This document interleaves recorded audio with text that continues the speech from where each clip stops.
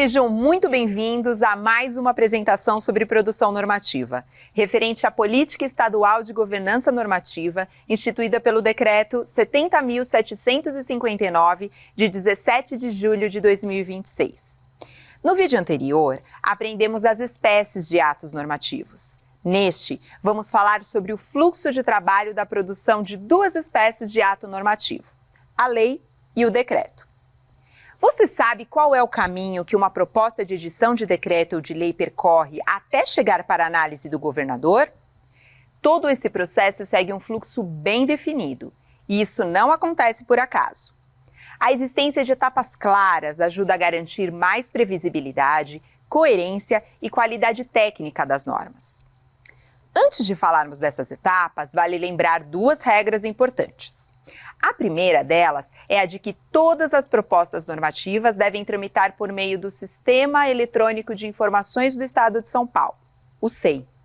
É nele que todo o processo é organizado, registrado e acompanhado.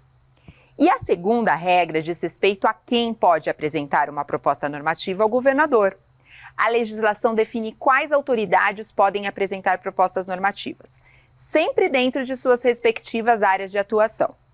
São elas: os secretários de Estado, o Controlador-Geral do Estado, o chefe da Casa Militar e o Procurador-Geral do Estado.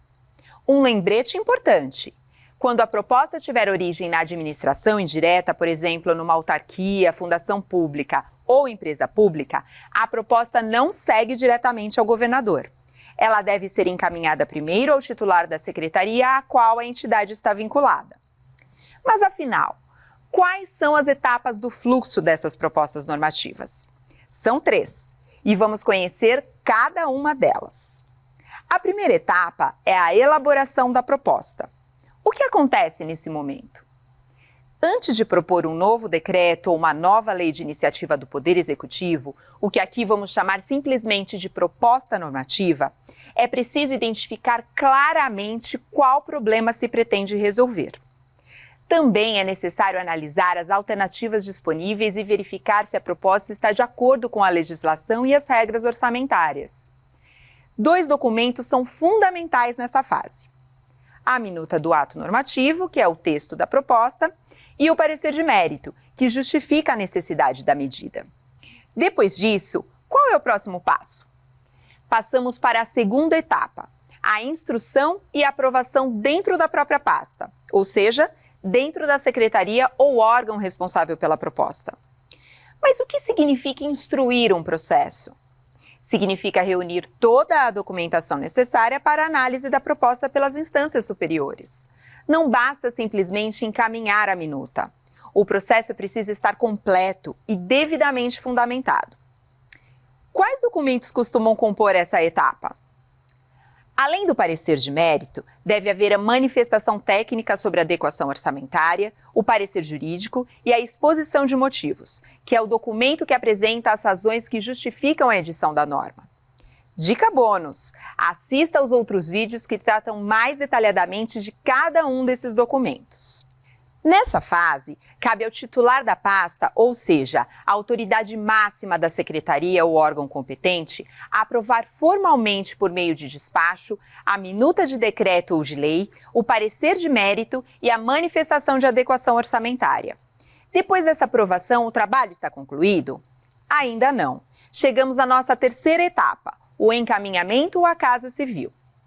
Com o processo devidamente instruído no SEI, ele é enviado à Subsecretaria de Análise Governamental da Casa Civil.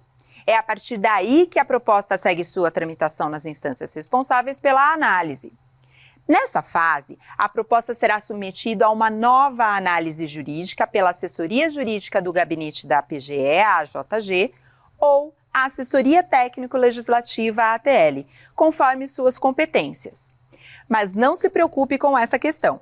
A Subsecretaria de Análise Governamental da Casa Civil conhece essas regras de competência e encaminhará o processo para um desses órgãos para novo parecer jurídico. Nessa fase, a Casa Civil também poderá analisar a compatibilidade da proposta com as políticas de governo ou mesmo solicitar ao proponente a elaboração de avaliação de impacto normativo AIN, quando se tratar de um tema mais complexo.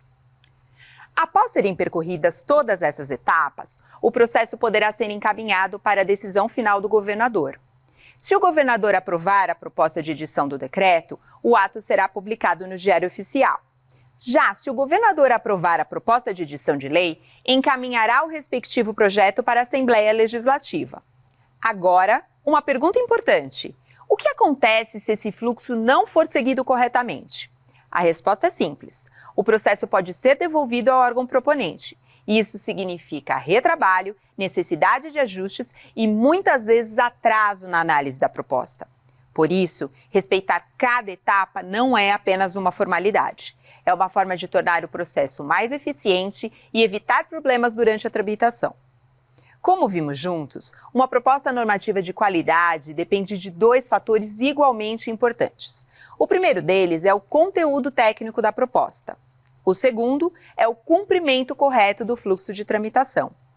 Quando cada etapa é respeitada, a documentação está completa e as competências de cada autoridade são observadas, o processo ganha agilidade, reduz retrabalho e aumenta as chances de uma análise eficiente. Agora, convido vocês a assistirem ao próximo vídeo, que traz o roteiro para a elaboração de uma proposta normativa. Muito obrigada!